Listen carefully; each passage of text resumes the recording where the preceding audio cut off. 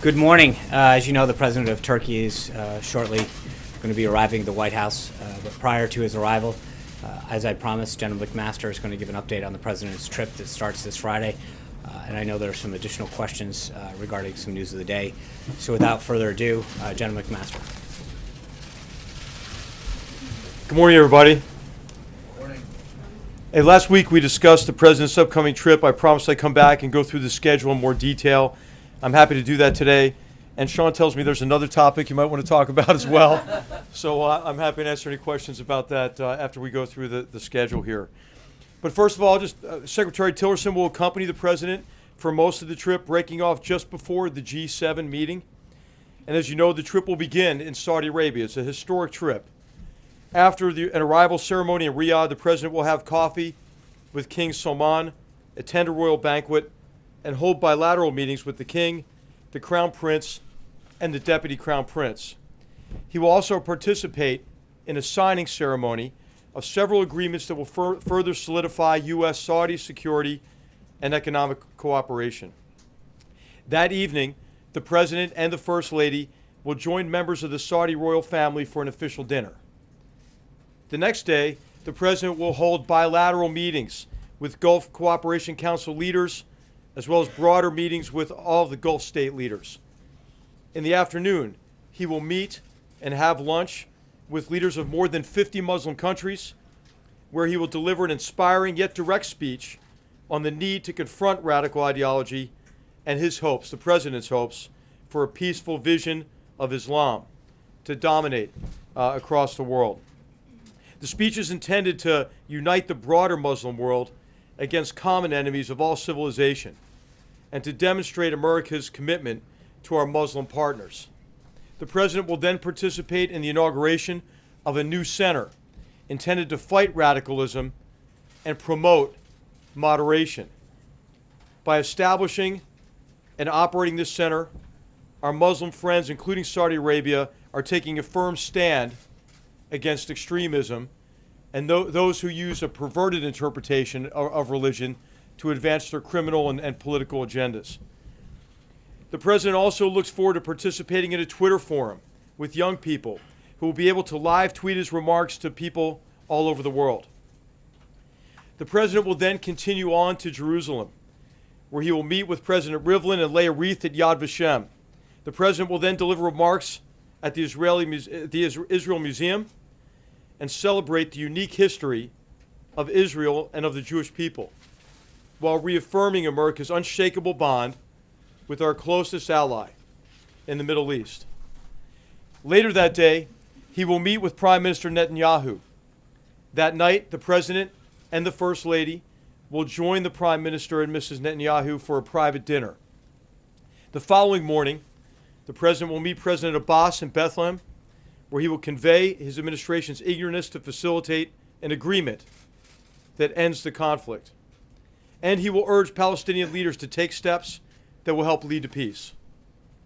And he will visit the Church of the Holy Sepulchre and say a prayer at the Western Wall. In Rome the next day, the President will have an audience with the Pope at the Vatican. He looks forward to celebrating the rich contributions of Catholics to America and to the world, and to discussing a range of issues of mutual concern, some of which I summarized last time. Before leaving the Vatican, the President will meet the Cardinal Secretary of State and will tour St. Peter's. Later that afternoon, the President will meet with the King and the Prime Minister of Belgium and the heads of state and government of the host country to the NATO alliance. He'll also meet President Mattarella before departing Rome for Brussels. The next morning, the President will travel to the EU headquarters to meet with the presidents of the European Union and of the European Council. He'll then hold a working lunch with the newly elected President of France, whom he will meet in person for the first time. That afternoon, the President will deliver remarks at the unveiling of NATO's memorial to our shared struggle in front of a piece of the Berlin Wall and a segment of the World Trade Center. He will reaffirm America's commitment to the alliance and repeat his insistence that for the good of the alliance, all members must share responsibility and share burden. Joined by Secretary Mattis, he will participate in the NATO leaders meeting and dinner before then traveling to Sicily for the G7. Throughout the summit, he will meet bilaterally with leaders, including the Italian Prime Minister. In the formal meetings, he will press America's economic agenda and call for greater security cooperation. On the first night of the summit, he will also attend a concert performed by the La Scala Philharmonic Orchestra, followed by a leaders' dinner hosted by the President of Italy. Before departing Italy for home, the President will speak to American and Allied servicemen and women and their families. He will thank them for their sacrifices they all make to keep us safe, and also recap the highlights and accomplishments of the trip. And so I'll ask Sean to call on any of you who have questions. Thanks. General McMaster. Thanks a lot, General McMaster. You came out to the stakeout area yesterday, and coming out to the stakeout area, you said that the Washington Post story, which came out late yesterday afternoon, was false. Do you stick by that assertion? Do you think that every element of that story is false, and do you have anything to correct in terms of what you said at the podium yesterday afternoon? No, I stand by my statement that I made yesterday. And what I'm saying is really the premise of that article is false, that in any way the President had a conversation that was inappropriate or that resulted in any kind of lapse in national security. And so I think the real issue, and I think what I'd like to see really debated more, is that our national security has been put at risk by those violating confidentiality and those releasing information to the press that could be used connected with other information available to make American citizens and others more vulnerable. The General was classifying information released. General was classifying information released. Sir, can you tell us if the Prime Minister Netanyahu will join President Trump at the Western Wall? And does the President believe that the Western Wall is part of Israel?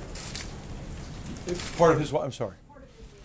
No, no Israeli leaders will join President Trump to the Western Wall. He's going to the Western Wall mainly in connection with the theme to connect with three of the world's great religions and to advance, to pay homage at each of these religious sites that he's visiting, but also to highlight the theme that we all have to be united against what are really the enemies of all civilized people, and that we have to be joined together with an agenda of tolerance and moderation. General, I just want to try to dig into some details of this reporting on the President's conversations with the Russians. Are you denying that he revealed information that was given to the U.S. by an intelligence partner? So what we don't do is discuss what is and what wasn't classified. What I will tell you is in the context of that discussion, what the President discussed with the Foreign Minister was wholly appropriate to that conversation and is consistent with the routine sharing of information between the President and any leaders with whom he's engaged. Was it information the U.S. received from an intelligence partner? I'm not going to be the one to confirm that sort of information that could jeopardize our security. U.S. allies that do have these type of intelligence sharing relationships with the U.S. will stop providing that information? No, I'm not concerned at all. That conversation was wholly appropriate to the conversation, and I think wholly appropriate what the expectations are of our intelligence partners. If I can follow on that, General, have you reached out to foreign partners who might have contributed such information to the U.S. and talked to them about it, tried to reassure them? If so, what was their reaction? I have not, and I'm not sure what conversations have been held about that. Carol. Going back to what you were saying earlier, if there was nothing that the President shared that he shouldn't have shared, why did his counterterrorism advisor contact the NSA and the CIA about what he had said? You know, I would say maybe from an overabundance of caution, but I'm not sure. I mean, I've not talked to Mr. Bossert about why he reached out. But you were there, so what presumably you would understand why there was a reason to reach out. Sure, I was in the room. The Secretary of State was in the room, as you know. The Deputy Assistant, the Deputy Advisor for National Security, Dina Powell for Strategy, was in the room, and none of us felt in any way that that conversation was inappropriate. General, speak- Thanks, Sean. General, if you can tell us, when was the decision made to share that information with the Russians? Did the president spontaneously, on the spot, decide to give that information over? Or was there an interagency process or some kind of formal decision-making process in advance of that meeting with the Russians last week? Well, as you know, the president, it's wholly appropriate for the president to share whatever information he thinks is necessary to advance the security of the American people. That's what he did. As to your question on had that information been shared previously, I'm not sure about that. When did he make that decision, though, sir? When did he make the When decision? did he make the decision to share the information? He made the decision in the context of the conversation, which was wholly appropriate. So let's just, I think it's worth recapping one thing here. The president was meeting with the foreign minister about the terrorist threat. He had also raised some difficult issues. What we expected in terms of different behavior from Russia in key areas like Ukraine and as in Syria. But then the president was emphasizing, hey, we have some common interests here. We have to work together in some critical areas. And we have an area of cooperation with transnational terrorist organizations, ISIS in particular, an organization that had already taken down a Russian airliner and murdered over 200 people in October of 2015. And so this was the context of the conversation in which it was wholly appropriate to share what the threat was as a basis for common action and coordination and Did you make the cooperation. decision in the moment, then, during the context of that conversation? Excuse me. I want to follow up first with Jennifer's question, which you didn't answer about the Western Wall being part of Israel. Oh, that sounds like a policy decision for and that's the president's intention. And I did answer the question in terms of what his intention is and where to go with Israeli officials. The president's intention is to visit these religious sites to highlight the need for unity among three of the world's great religions. Unity in confronting a very grave threat to all civilization, and unity in embracing an agenda of tolerance. Can I finish? Can I get to the question that I had, please? Did the president reveal a city? And that, I mean, the spin is that the president revealed the name of the city, and that gave away information that undermined an ally. Okay, I will answer that. Okay, so all of you are very familiar with the threat from ISIS. All of you are very familiar with the territory it controls. If you were to say, hey, from where do you think a threat might come from territory that ISIS controls? You would probably be able to name a few cities, I would think. And so it was nothing that you would not know from open source reporting in terms of a source of concern. And it had all to do with operations that are already ongoing, have been made public for months. I think, sorry, to get back to my question, sir. Was this information that was shared with the Russians also the same content that was shared with our allies? And specific to this threat, which the president says was in relation to airlines, is this an imminent threat? Was there a justification for, in that moment, needing to share it with the Russians? Yeah, I don't want to get into specifics of what exact information is shared with what exact allies, but information on this topic of the threat to aviation was shared with multiple allies. And as you know, there are already policies being put in place to protect against that threat. And you and many others have reported widely on this. Something that our allies did not. Is that what you were saying? In terms of the specifics, I have no basis for comparison on what was shared with what country. But I will tell you that it was our impression of all of us that were in the meetings, I've mentioned already, that what was shared was wholly appropriate given the purpose of that conversation and the purpose of what the president was trying to achieve through that meeting. But there's no imminent threat. General, when you came out after the story broke, you said that the president did not disclose any sources or methods. He did not reveal anything about military operations. Why were you denying things that were not even reported? What the report said is that the president revealed classified information that had been shared by one of our allies in the Middle East. So the question is simply a yes or no question here. Did the president share classified information with the Russians in that meeting? And as I mentioned already, we don't say what's classified, what's not classified. What I will tell you again is that what the president shared was wholly appropriate. The story combined what was leaked with other information and then insinuated about sources and methods. So I wanted to make clear to everybody that the president in no way compromised any sources or methods in the course of this conversation. General, you do say, though, that national security has been put at risk by the leak of this. Do you have any idea how this got out, and what steps are you taking by virtue of discovering this, as you did, to try to limit the potential for any more leaks of national security information? I think national security is put at risk by this leak and by leaks like this. And there are a number of instances where this has occurred.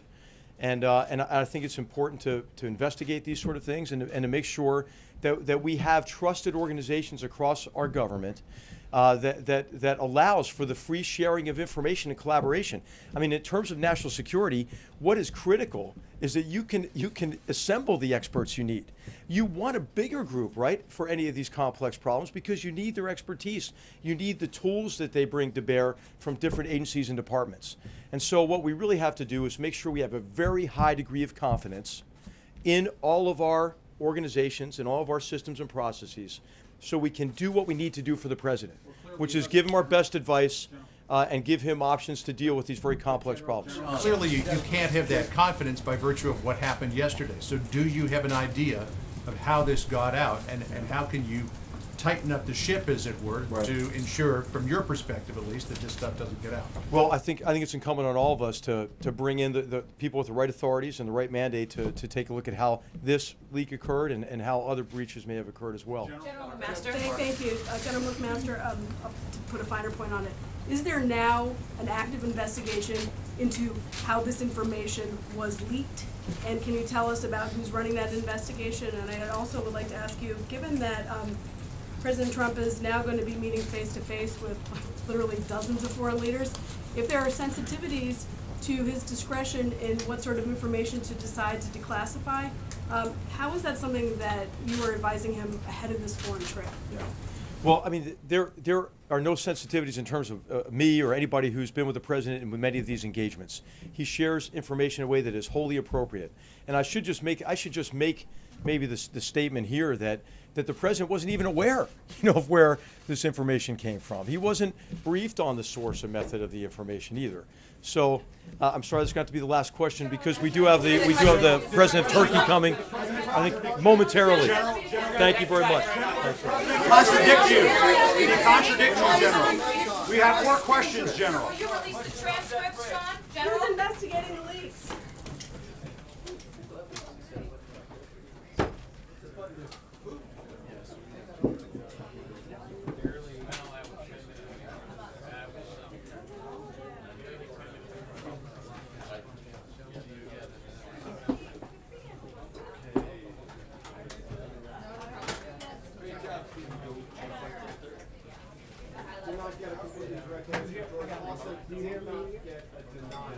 They are denying you as the White House, the president, but they are not denying whether the president shared on the other side of that. George, White House heard